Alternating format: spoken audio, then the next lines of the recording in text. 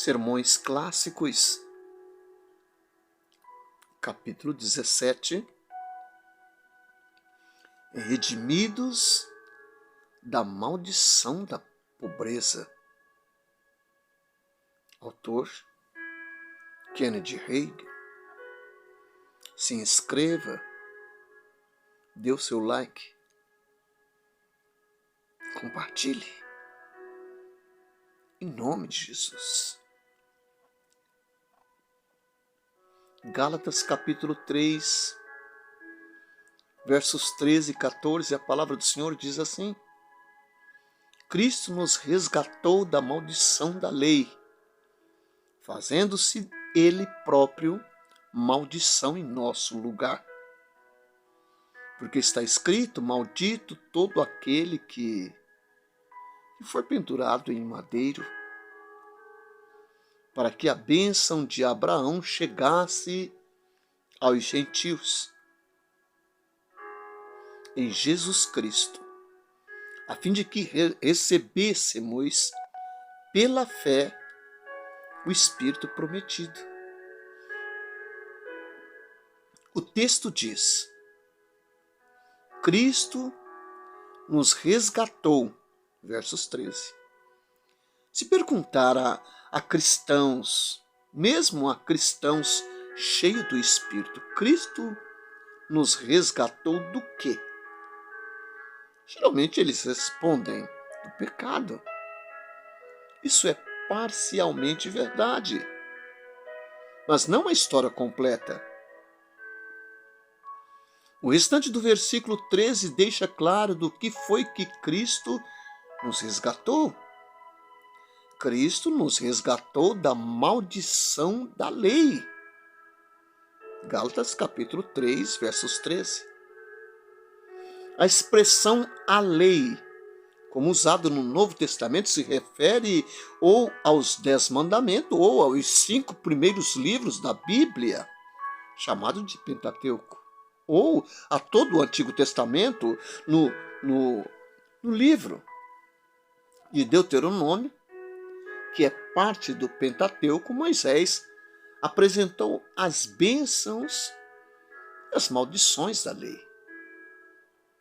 Na primeira parte de Deuteronômio 28, Deus fala a Israel sobre as bênçãos da lei que os alcançarão se eles obedecerem seus mandamentos, versos 1 a 14.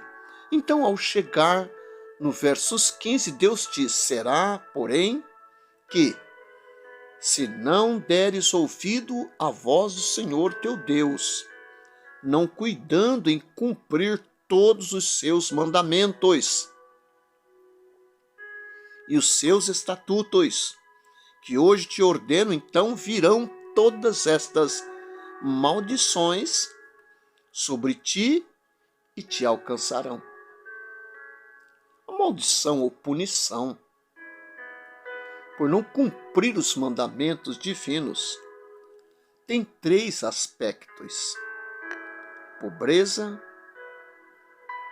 doença e a segunda morte. Trataremos aqui da maldição da pobreza. Deuteronômio capítulo 28, versos 16, 19, 38 e 40. Maldito serás tu na cidade e maldito serás no campo. Maldito o teu cesto e a tua amassadeira. Maldito o fruto do teu ventre e o fruto da tua terra, e as crias das tuas vacas e das tuas ovelhas. Maldito serás ao entrares e malditos ao saíres.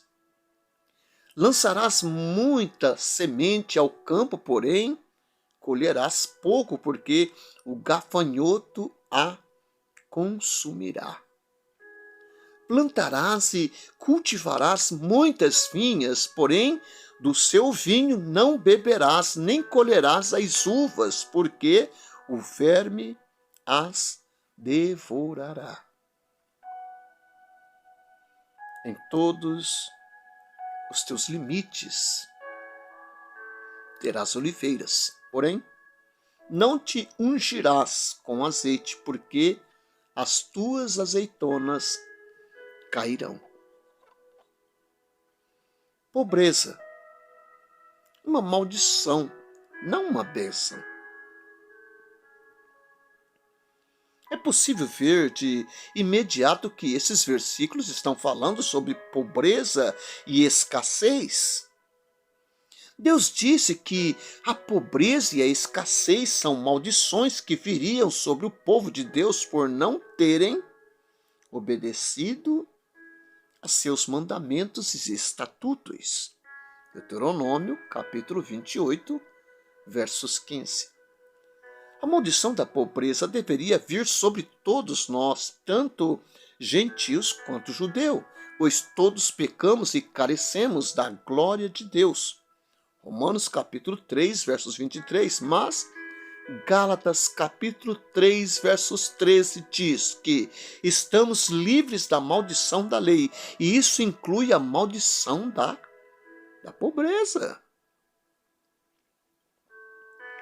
2 Coríntios capítulo 8, versos 9, a palavra do Senhor nos diz: pois conhecereis a graça de nosso Senhor Jesus Cristo, que, sendo rico, se fez pobre por amor de vós, para que pela sua pobreza vós tornasseis ricos. Louvado e engrandecido é o teu santo nome.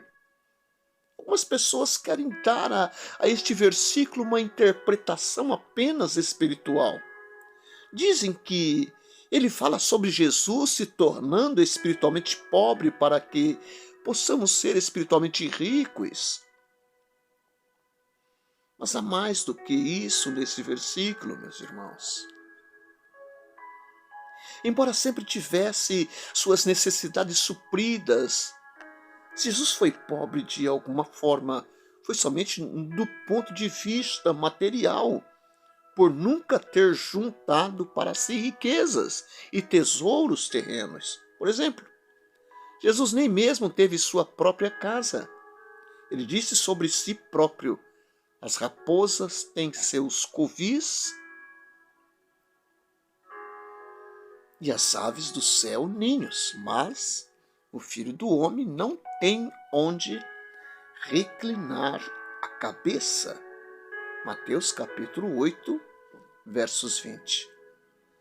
Mas Jesus certamente não era espiritualmente pobre. Alguém que fosse espiritualmente pobre não poderia operar milagres, ressuscitar os mortos, transformar água em vinho, alimentar 5.000 com o almoço de um menino ou curar os doentes. Geralmente, o pensamento das pessoas não está de acordo com a Bíblia, e é isso que as derrota. Elas usam alguns textos isolados para formar uma doutrina errônea que está em desacordo com o contexto geral da palavra de Deus.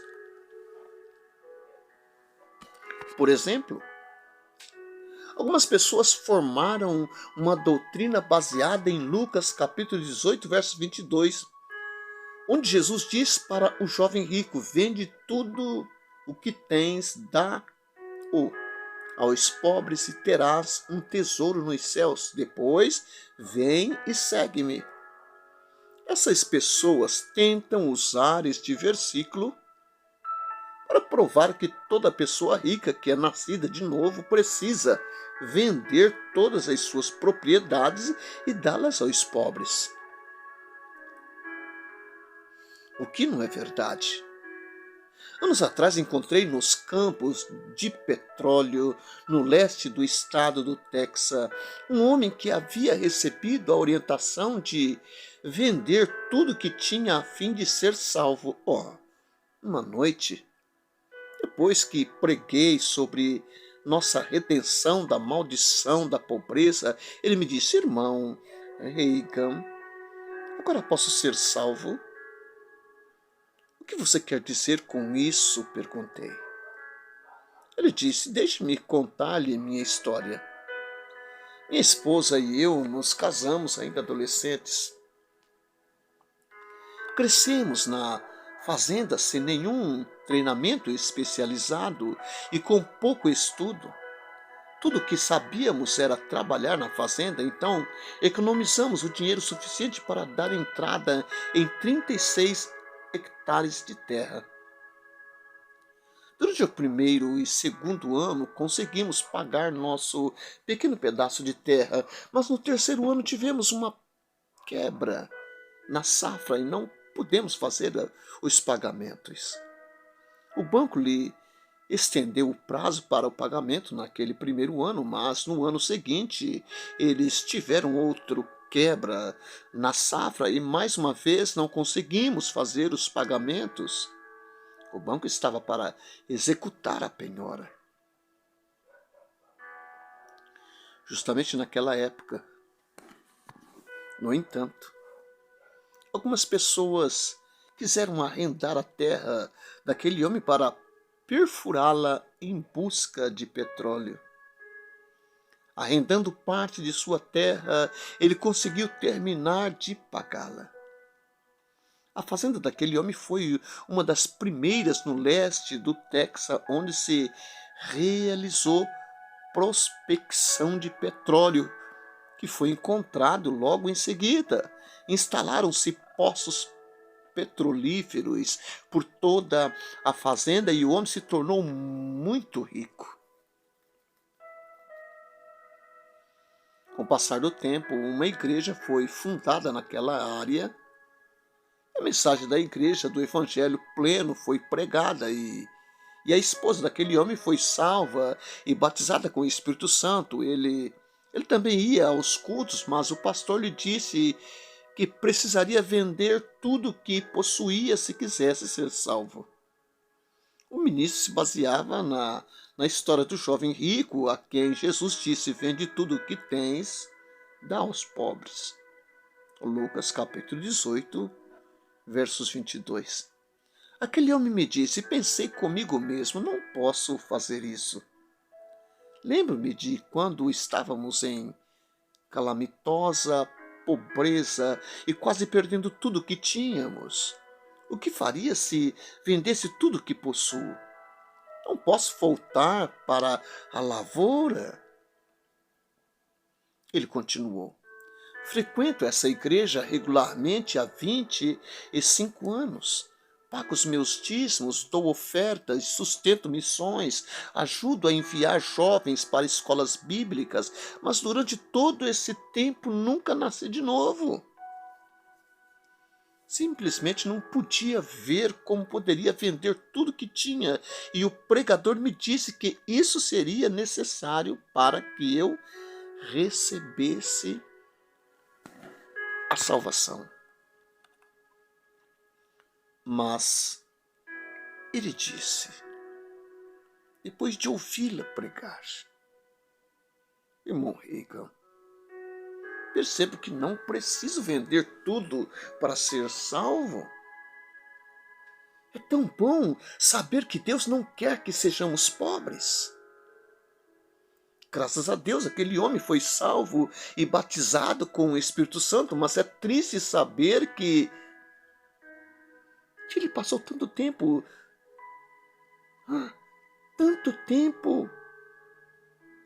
sem ter um novo nascimento, por causa desse ensinamento errôneo.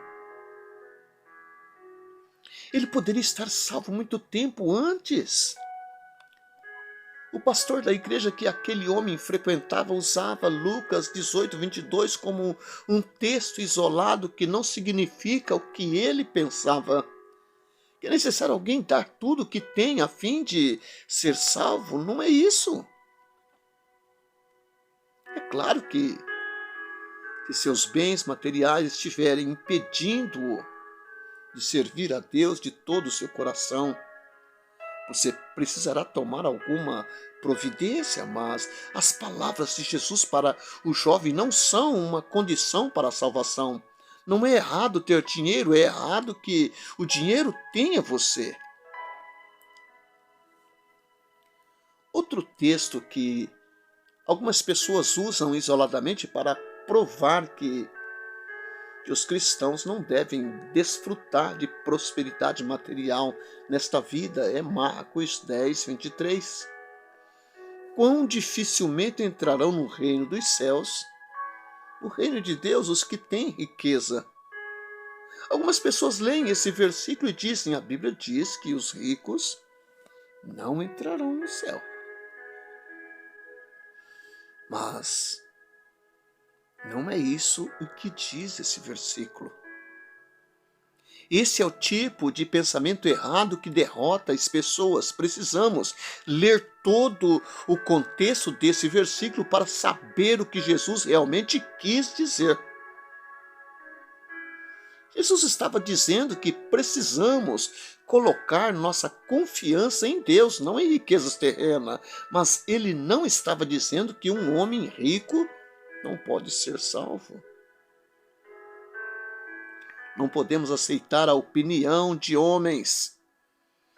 Precisamos levar em conta o que a palavra de Deus diz sobre o assunto. Deixe que a palavra de Deus seja o tribunal supremo, a palavra final em qualquer assunto. A palavra de Deus, enfaticamente, ensina que pobreza é uma maldição. Deuteronômio, capítulo 28, versos 16 e 19, versos 38 e 40. E a palavra de Deus ensina que Cristo nos redimiu da maldição da lei, o que inclui a maldição da pobreza, Gálatas, capítulo 3, versos 13. Ele nos redimiu da pobreza para que não precisássemos viver em pobreza e escassez nesta vida.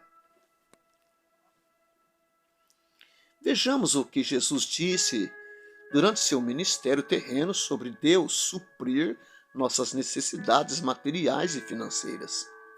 Mateus capítulo 6, versos 33, a palavra de Deus diz, buscais, pois, em primeiro lugar o seu reino e a sua justiça, e todas estas coisas vos serão acrescentadas. Jesus está falando sobre as coisas materiais da vida sendo acrescentadas a você, tal como comida, roupa. Mateus capítulo 6, versos 31 e 32.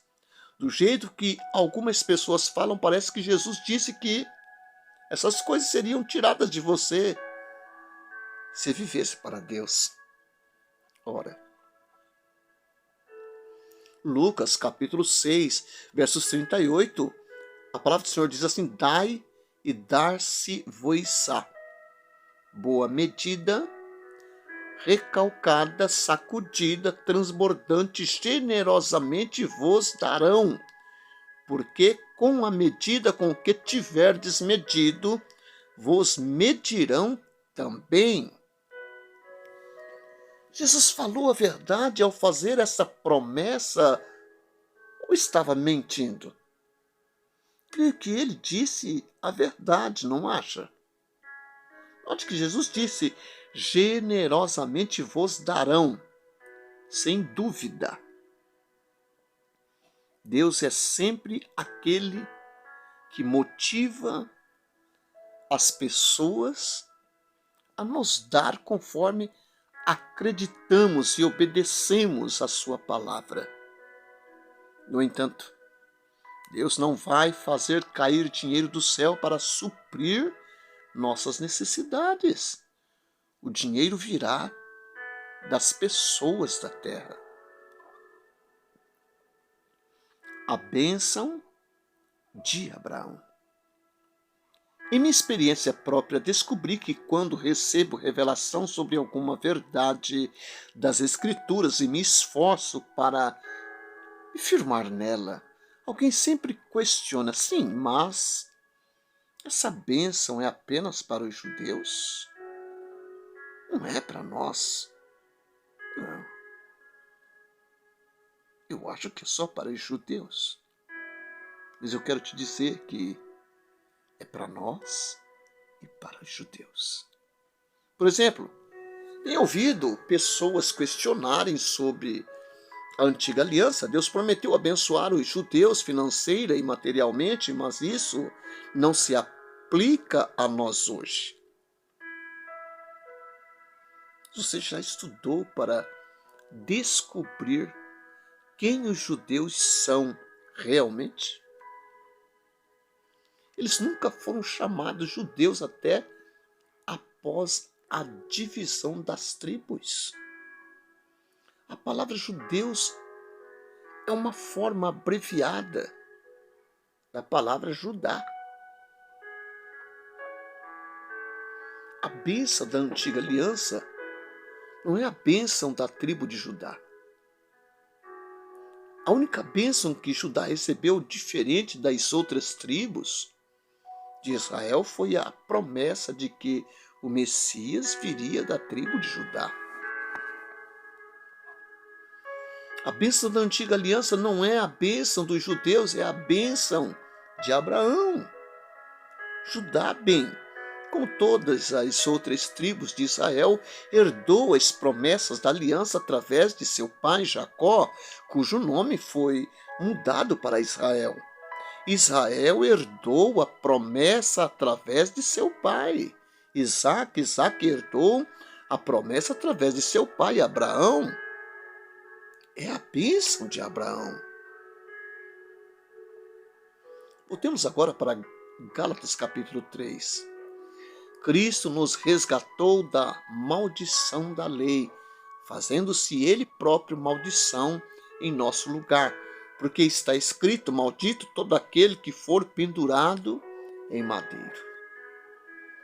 Para que a bênção de Abraão chegasse aos gentios em Jesus Cristo, versos 13 e 14. Sobre a nova aliança, a bênção de Abraão nos pertence.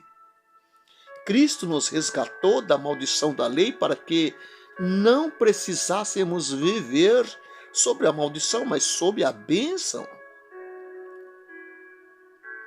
A bênção de Abraão tem em essência 3 aspectos. É uma bênção espiritual, é uma bênção física e uma bênção material. Isso concorda com o que o Espírito de Deus disse através do apóstolo João no Novo Testamento. Terceira carta de João, capítulo 2. Amado, acima de tudo, faço voto por tua prosperidade e saúde, assim como é próspera a tua alma.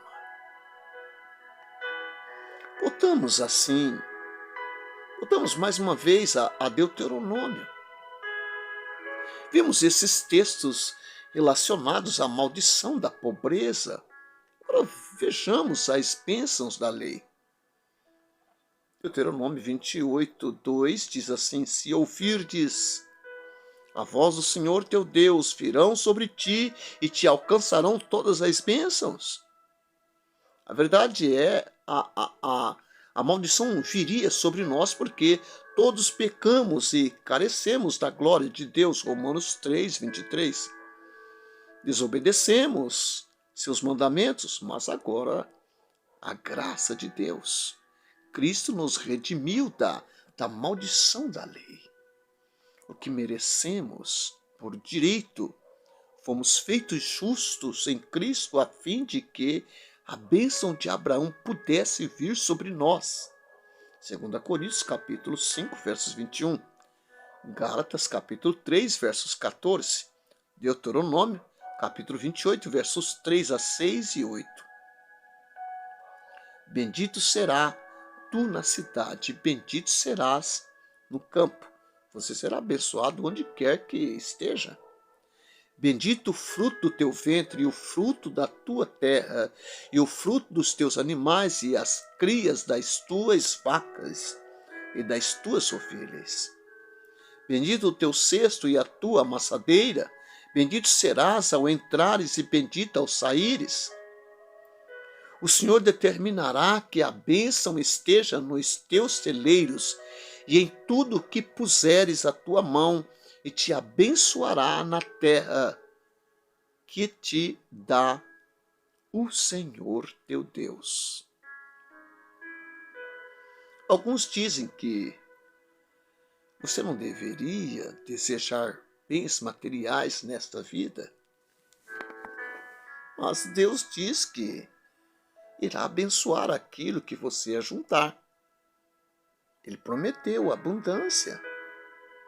Deuteronômio capítulo 28, versos 11 a 13. O Senhor te dará abundância de bens no fruto do teu ventre, no fruto dos teus animais, no fruto do teu solo, na terra que o Senhor, sob juramento, a teus pais prometeu dar-te. O Senhor te abrirá o seu bom tesouro. Louvado seja Deus. O céu, para dar chuva à tua terra no teu tempo, e para abençoar toda a obra das tuas mãos, emprestarás a muita gente, porém, tu não tomarás emprestado. O Senhor te porá por cabeça e não por cauda, e só estarás em cima e não debaixo. O versos 12 diz: tu não tomarás emprestado. Isso significa ser errado tomar dinheiro emprestado? Não. Se for errado, então Deus disse aos israelitas que fizessem errado ao dizer-lhes para emprestares. Sabemos que ele não faria isso. É verdade. Deus estava dizendo: vou abençoá-los de forma tal que não precisarão tomar emprestado. Você ainda não esteja em uma condição financeira em que não precisa tomar emprestado, mas, baseando-se na palavra, comece a crer que receberá também abundância de forma a não precisar tomar emprestado.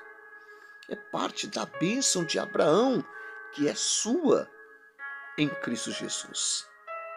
A bênção de Abraão que veio sobre nós nos dá abundância plena, espiritual, física, material e financeiramente.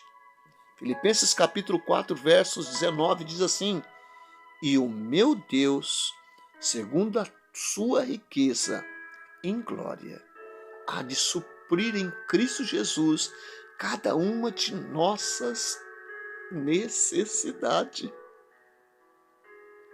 Louvado seja Deus. A frase cada uma de vossas necessidades inclui necessidades financeiras, materiais, bem como espirituais. De fato, lendo todo o contexto, descobrirá que Filipenses capítulo 4, versos 10 a 19 está falando especificamente sobre necessidades financeiras e materiais. Há um importante ponto de equilíbrio nesse assunto de prosperidade, que as pessoas precisam entender. Deus prometeu suprir todas as necessidades de seus filhos. Mas isso não significa que uma pessoa possa simplesmente sentar sem fazer nada, esperando que Deus lhe traga o dinheiro de forma sobrenatural. Não. Isso não está de acordo com o contexto geral da palavra. Por exemplo, o pastor de uma igreja onde certa vez dirigi um encontro me disse: irmão Reagan, gostaria que falasse com fulano. Mencionou o nome de uma pessoa. Ele confia muito em você e em seu ministério, mas não entendeu muito bem seu ensinamento sobre a prosperidade. Ele foi salvo e batizado com o Espírito Santo nesta igreja e Então disse que iria acreditar que Deus supriria todas as suas necessidades e há quase 3 anos não trabalha. A igreja tem precisado ajudar a alimentar e vestir seus 3 filhos, sua esposa. Não tem uma profissão e tem feito trabalhos domésticos para famílias da igreja para ajudar no orçamento da casa. Enquanto isso, esse homem fica sentado em casa crendo que Deus vai suprir todas as suas necessidades. O pastor continuou. Um dos membros do conselho da igreja ofereceu emprego a esse homem, mas ele respondeu: não preciso de emprego. Deus prometeu em sua palavra que vai suprir minhas necessidades. Estou vivendo pela fé. Oh, meu Deus. Aquele homem não estava vivendo pela fé, estava vivendo em ignorância. A mesma Bíblia que diz que Deus suprirá todas as nossas necessidades também diz: se alguém não quer trabalhar, também não coma. 2 Tessalonicenses, capítulo 3, versos 10. Você tem direito de pedir que Deus o abençoe financeiramente, assim como ele abençoou Israel sob a antiga aliança, mas Deus também prometeu abençoar tudo o que fizessem, para abençoar toda a obra das suas mãos. Deuteronômio, capítulo 28, 12. É necessário que trabalhemos. Deus nunca prometeu abençoar a Israel se eles não usassem suas mãos. Deus também disse: bendito seja o fruto da tua terra. Deuteronômio, capítulo 28, versos 4. Deus não poderia abençoar o fruto se os israelitas não o tivessem plantado, e Deus prometeu que sua bênção estaria sobre seus celeiros, Deuteronômio 28, 8. Mas Deus não iria encher os celeiros dos israelitas enquanto eles estivessem parados. Veja, não é simplesmente ficar sentado sem fazer nada e dizer: Deus vai suprir minhas necessidades. Se fizer isso, se tornará motivo de riso para pessoas inteligentes, reprovado perante Cristo, e uma desgraça para a mensagem da fé. Não saia obra e creia que Deus fará prosperar o trabalho de suas mãos. Podemos crer em Deus e exercitar a fé através de qualquer promessa bíblica, mas pisamos em solo perigoso quando vamos além da palavra. À medida que estiver na palavra, estará na luz. Se basear suas crenças na palavra, está em solo seguro. Então não se prepare para viver sobre a maldição da pobreza. Você foi redimido daquela maldição da lei pelo sangue de Jesus. Baseia-se na palavra de Deus e exija a bênção de Abraão, que é sua em Cristo Jesus. Creia que Deus lhe dará plena abundância em todas as áreas de sua vida. Pai, eu te louvo e te glorifico por esta oportunidade gloriosa de ser teu filho e ser instruído pelo teu maravilhoso Espírito Santo. Em nome de Jesus. Amém.